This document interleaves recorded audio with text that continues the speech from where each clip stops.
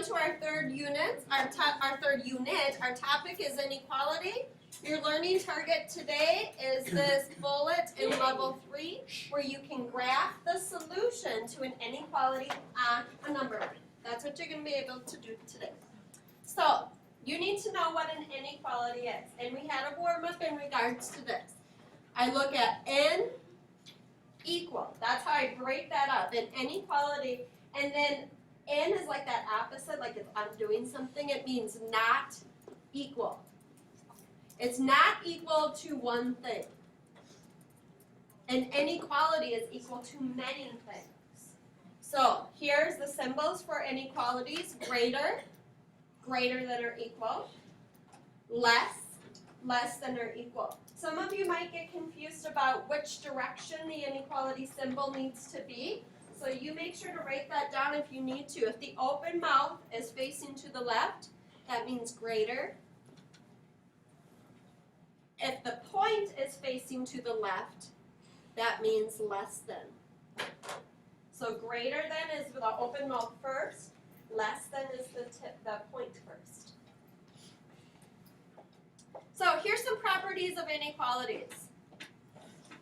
You have if a circle is going to be colored in or not. That's if there's a line under it. So if I had greater than or equal, you would color the circle in. If I had just greater than, you would just have an open circle. And open means not colored in. It's open space. Okay? Greater than, and it's all related to a number line. So if you're greater or bigger, number lines you get bigger when you go to the right. And less than, again, related right to the number line. Numbers that are getting less are going to the left. So greater than goes this way. You'd have an arrow that goes like this. Less than goes to the left. You'd have an arrow that looks like that.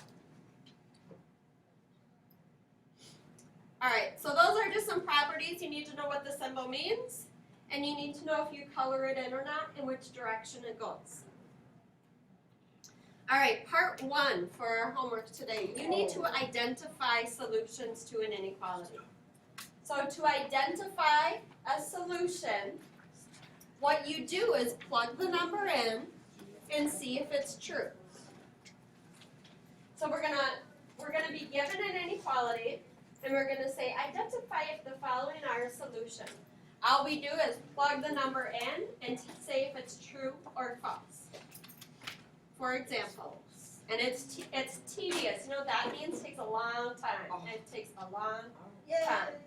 So 2y plus 1 is greater than 6. I want to know if the following numbers are solutions to this inequality. So for my first one, letter A, I'm going to put the number 1 right where the y is. So does 2 times 1 plus 1, is that bigger than 6? No.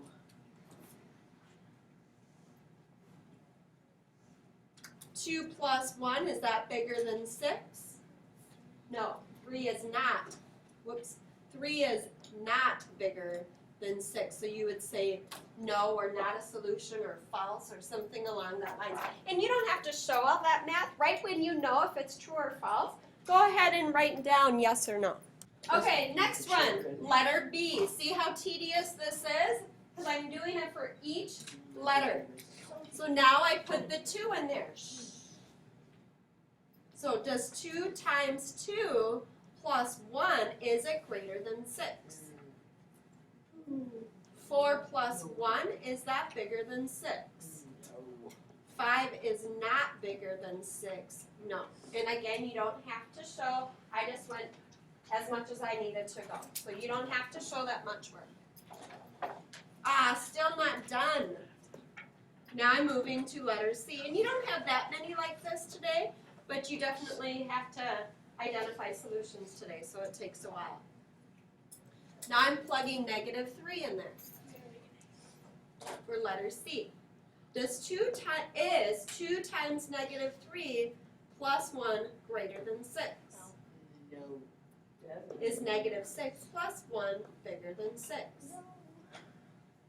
Negative 5 is not bigger than 6, so no, it is not a solution.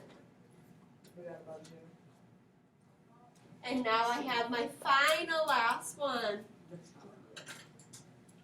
Letter D, and it looks like letter D is not going to be a solution too as I look at it quick. Please know that you're going to have ones that are a solution. I should have wrote some of that on there. Is 2 times 0 plus 1 greater than 6? Is 0 plus 1 greater than 6? 1 is not bigger than 6. No, it is not a solution. Okay, so we identified solutions as part of our learning target. Now we're going to move to graphing inequalities. So here's what you do. The first thing that you do is you make a circle on the number line. Oh, that's easy enough. And then you determine if you have to color it in. That's if a line's under it, right? You color it in if there's a line under it. That's on that first page. And then you determine which direction it's going to go. So, not bad at all. You're going to have to make your own number lines today, though, so just be prepared for that. X is bigger than 7. So I'm going to make a circle at 7. I'm going to make a circle at 7. Do I color it in, yes or no? No. No. I mean, I didn't sense much engagement there. You only color it in if there's a line under it. So there's not a line under it, I would not color it in. And then it's bigger. So which direction is bigger, left or right? Right. So it would look like that. The next one, X is less than or equal to negative 4. I would make my circle at negative 4. Do I color it in?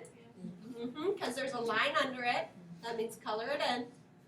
And then if I'm less, do I go to the left or right? Left. I go to the left. Yeah.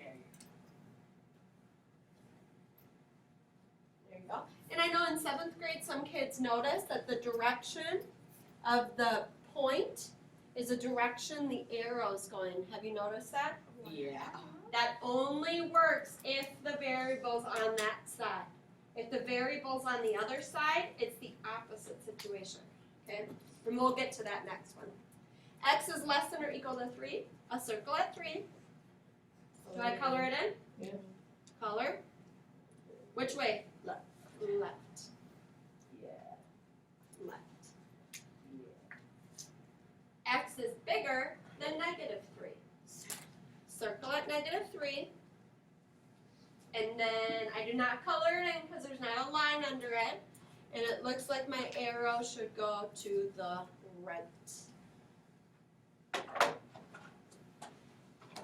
Okay, because greater than is to the right on the number line. All right, so that's graphing inequalities. That's part of your learning target.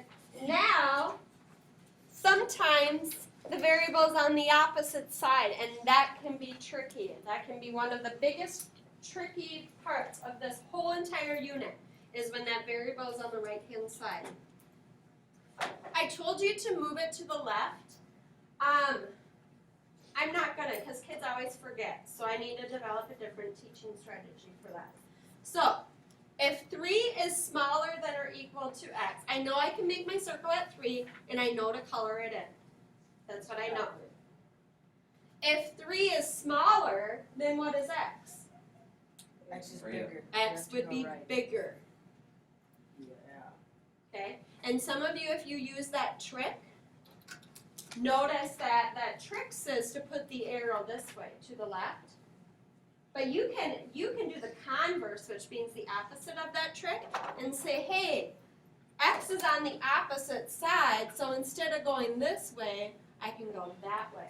That will always work. Okay. Negative 2 is bigger than x. So I have a circle at negative 2. I do not color it in, because there's not a line. And then if negative 2 is bigger than x, that tells me x is smaller.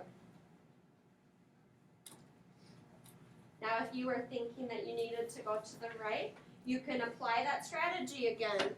That strategy that, hey, I know that my arrow is supposed to go this way, but X is on that opposite side, so my arrow should actually go that way.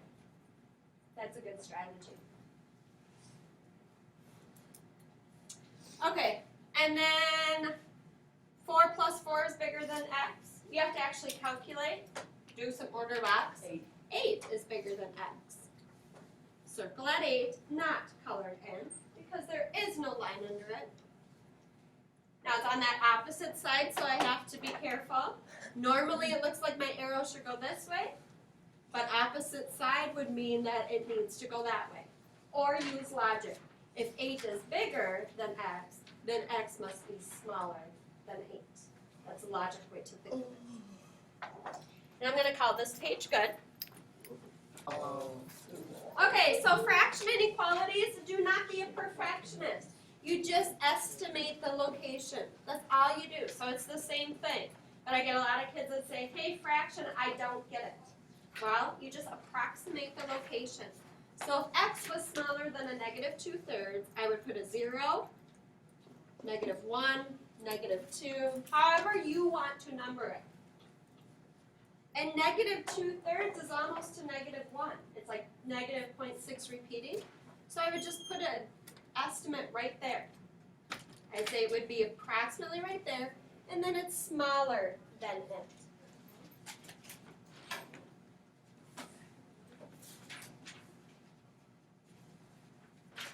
Okay, and then my next one, X is greater than 3/4.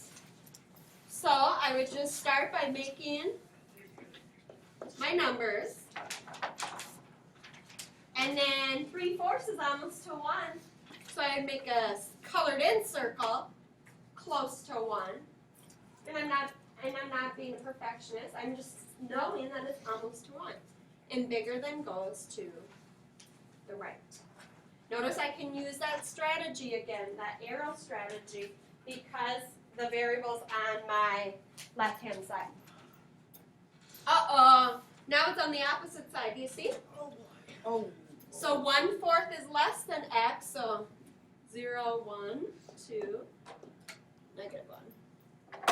So if 1/4 is less, then that would be like right here, right? So 2 ways to do it. Use logic. If 1/4 is smaller, then X has to be bigger. Or that pattern. Well, the arrow's supposed to go this way, but X is on that opposite side, so I actually put the arrow that way. Okay, and last, negative 2 3/4 is bigger than X. Negative 3, negative 2, negative 1, 0. So that's almost to negative 3, so I would put a circle there. X is on that opposite side again. So the arrow is supposed to go like this, but X is on the opposite side, so it's going to go this way. Okay?